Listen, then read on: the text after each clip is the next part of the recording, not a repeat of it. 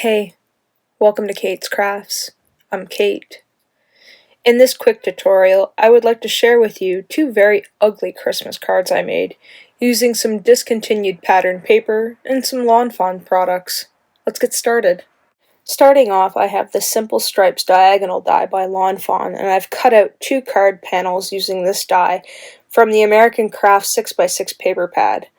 What I'm doing here is I'm lining everything up because no matter how smart I think I am not quite smart, because if I don't do this step, then I will mess up the whole putting it together and end up with a big mess. Trust me, I've learned my lesson when I mass-produced a bunch of cards not too long ago using this particular die.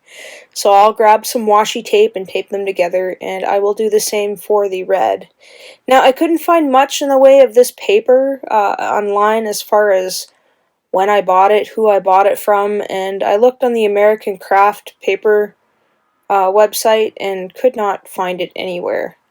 So what I'm doing here is I've cut a panel of 110-pound white cardstock by Recollections, and I've cut it to 5.5 by 4.25, and I'm going to use this as my card base to adhere all of my little stripes.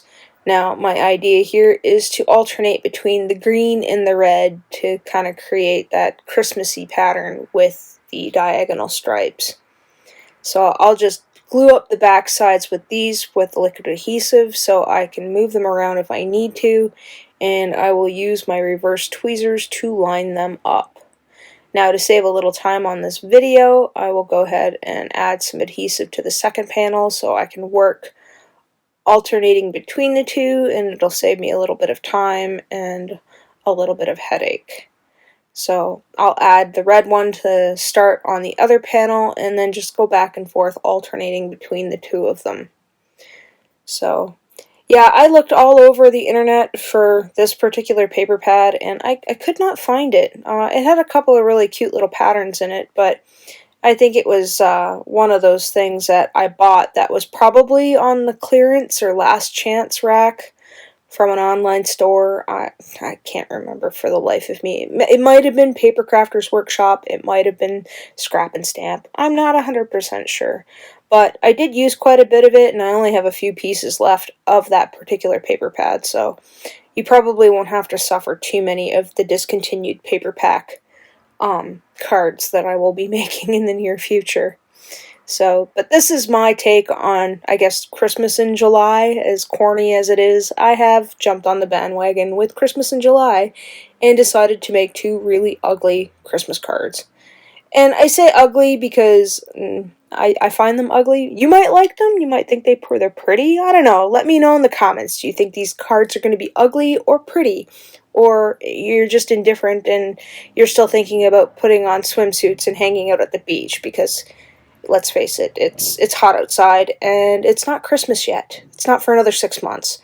And you hate that I'm ruining your dream of beach weather. So, anyway, I don't like summer. I don't like the heat. It's very humid where I live in southern Ontario, and yeah, if I could, I'd probably live up in Alaska for the winter time, or the summertime if I could, and live down here for the winter, just to kind of keep the cool temperatures. So anyway, all I'm doing here is I've cut out the giant Merry Christmas die in a glitter, I think it's almost like a pink shimmery glitter color. I'll have to check my notes. But I've cut the giant Merry Christmas die out of some pinkish white glitter cardstock, and I've cut it out of some, I believe it's 110-pound pink cardstock by Recollections, and I'm just doubling that up to kind of create a little bit dimension. I don't want too much dimension for this card because these are going to be simple.